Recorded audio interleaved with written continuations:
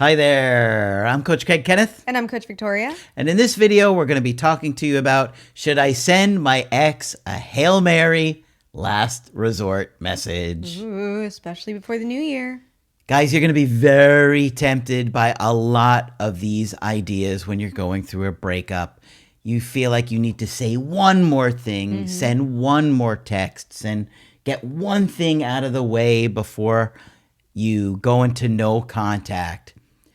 I have been doing this a long time, and most of the time, I tell you guys not to do anything like that. I had a call. Actually, I talked to this woman today. We've done several calls together, and she wanted to send this one last message, just clearing a few things up, explaining a few things before she went into no contact. And it was just kind of like, when she did, it was like, meh. Yeah, and we have this idea of how it will go. Sometimes we've been thinking about it even for months, what we might say. And sometimes we're waiting for the perfect time. And I know with the holiday season, with some special days coming up too, Valentine's Day, we might think we're going to craft the perfect message and they're going to respond in the perfect way. A lot of times it just doesn't work out that way. So we're going to talk about, the reality of the situation here, because our anxiety, it's tricky and it can convince us of a lot of things. Yeah. We have to be real with ourselves. And sometimes we can get into that mindset where we're almost trying to make a promise to ourselves that we'll move past it after this last message. We might say like, oh, well, after I send this, I'm not going to think about it anymore. I'm going to leave it behind me. I'm not going to stress. I'm not going to feel anxious. Yep.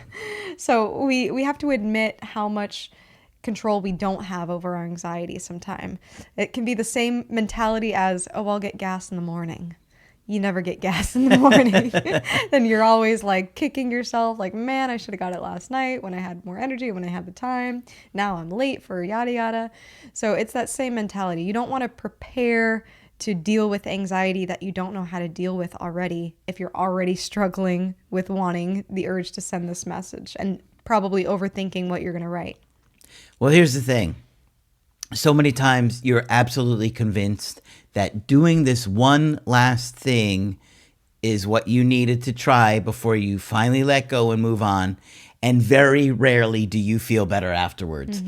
Like this woman that I mentioned just a minute ago, she had done something else that I said, you don't need to say that. You don't need to do it. They had to exchange some furniture, and she wanted to say, oh, I wanted to let him know that if we did get married, I would be okay with the prenup. And I was like, don't say it. Trust me, you don't need to say that. And she couldn't help that compulsion. And she said it. And then he said kind of something which I would have expected. He was like, well, there's no reason to talk about that anyway right now.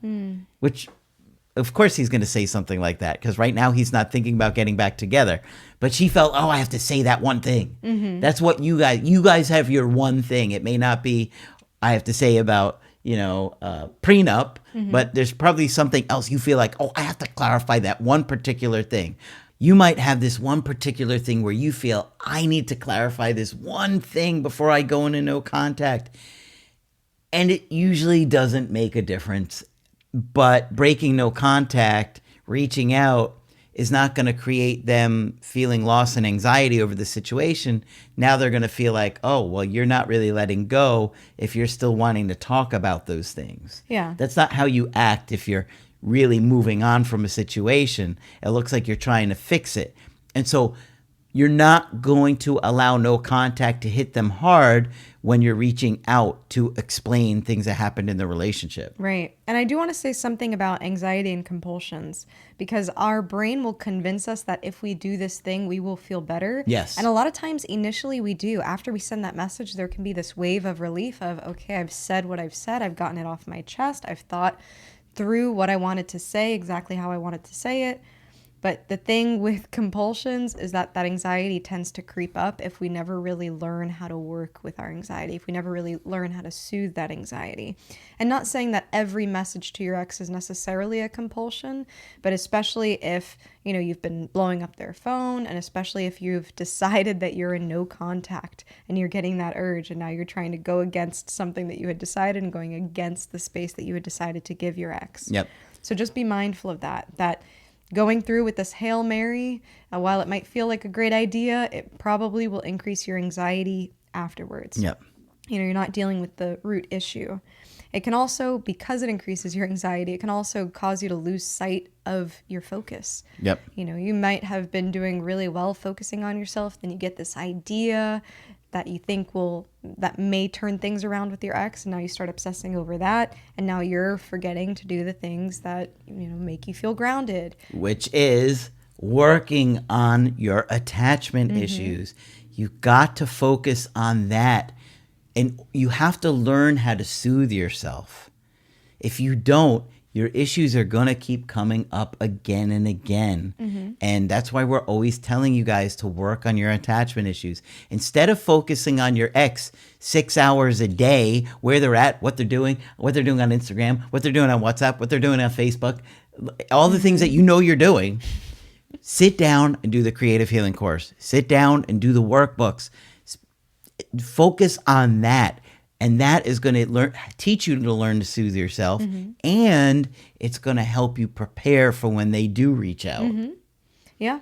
What happens a lot of times after this kind of Hail Mary is disappointment. Like you had said in your example, the response that she received was just kind of not really that satisfactory. It very rarely goes the way you think it's going to go. It doesn't fulfill like what you think it will. Or it doesn't play out the fantasy that you had in your mind. That's right. And a lot of times what ends up happening is that your ex's anxiety about the breakup lowers as well. That's they right. kind of get this impression that, this person's still interested. This person's still an option. Feeling less worried about if I'm the ex, feeling less worried if I have a chance to repair this, because now I see that they've kind of reached out to me. They kind of made it easy. And so you don't want to give them that impression. What you really want is for your ex on their own accord to reconsider things, on their own will, say, I've ruptured this relationship and it's my responsibility to repair it or to try to reconnect. And you absolutely want them to get anxious about losing you. When you send these kind of messages, when you do these kinds of things, clean slate messages, good reminder text, these Hail Mary messages, all these things take away their anxiety. It takes away their fear of losing you and their desire to come back because they're not afraid. You want them to be afraid of losing you. I know it feels counterintuitive, but I'm telling you, you give them all this info and you're going to see they're going to be a lot less likely to come back. So please really consider what we're telling you to do here, because they need to feel the loss of their own consequence. Right. And it's one thing if you are having a fight with a partner, right? And there's repair and you're, trying to work with the person, in that situation, you don't go no contact. You don't stonewall your partner. But here we're talking about a breakup. This person made a decision to end the relationship and you have to respect that. That's the bottom line on this. Yeah. It'd be like if you quit a job, but they keep paying you. Why would you go back? Yeah. They're already paying you, right? You don't want that. You want them to feel the loss and the absence in the space.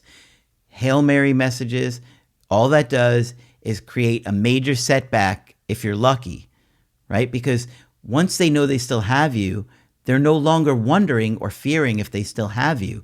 So that obsessive thinking that they're having about the breakup, it's kind of, you've given them the answer and now they can do whatever they want, knowing, I could go back to them if I want to. And you just become a backup plan and you've done it to yourself. So please don't do these kind of things. Yeah. Yep.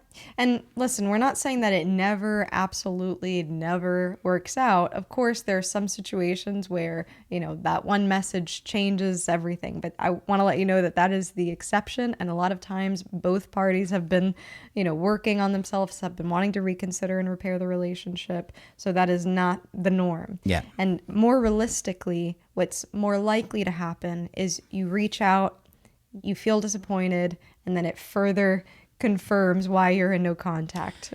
That's what we see a lot. It's far more likely to turn around when they reach out to you.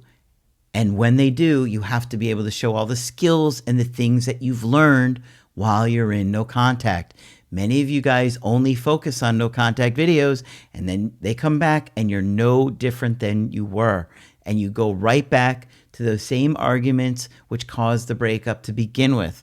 That's why we're saying no contact is your opportunity to blow them away when they come back. That's my mindset. And that is what really puts you in the best position to either turn it around or find other people that you're blowing them away by not making all the mistakes that most people do in relationships. Right. So think about it. We're here. If you want our help personally, you could do that on my website, askcraig.net. I do email coaching and I do Zoom calls. Coach Victoria is also available for Zoom calls. I'm here whenever you'd like to chat. Just click on her name on the top of the website to schedule with her. That's it for this video. I'm Coach Craig Kenneth. And I'm Coach Victoria. And we will talk with you soon.